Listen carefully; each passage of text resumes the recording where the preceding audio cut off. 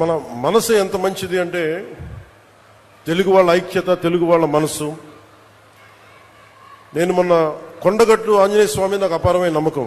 తెలంగాణలో ఉన్న కరీంనగర్ కొండగట్టు ఆంజనేయ స్వామి మీద ఆయన నాకు పునర్జన్మనిచ్చిన వ్యక్తి. ఆయనకి అక్కడ దర్శనానికి వెళ్తే వారు అడిగింది, నాకు అక్కడ ఉన్న భక్తులు కానీ ఆలయ నిర్వాహం అందరూ అడిగింది, ఆంజనేయ స్వామి ఆలయంలో భక్తుల సౌకర్యార్థం 2000 మందికి సరిపడా దీక్ష విరమణ మండపం కావాలి.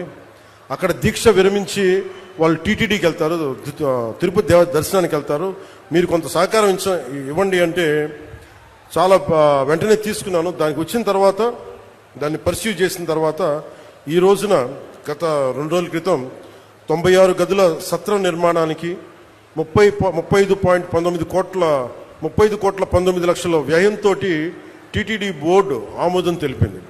దీనికి గౌరవ ముఖ్యమంత్రి శ్రీ నారా చంద్రబాబు నాయుడు గారికి, TTD chairman Shri BR Naidu గారికి, పాలక మండలి సభ్యులకి, అధికారులకి, అలాగే TTD executive officer Shri Anil Kumar Singhal గారికి, అడిషనల్ ఈవో శ్రీ వెంకయ్య చౌదరి గారికి, joint executive officer Shri Veerabrahmam గారికి, అలాగే ప్రతి ఈ ప్రాసెస్లో ఉన్న నిలబడే టీటీడీ బోర్డు సభ్యులందరికీ, ప్రతి ఒక్కరికి, పాలనా మండలందరికీ పేరు పేరున నా మనస్ఫూర్తిగా నా హృదయపూర్వక ధన్యవాదాలు తెలియజేసుకున్నాను.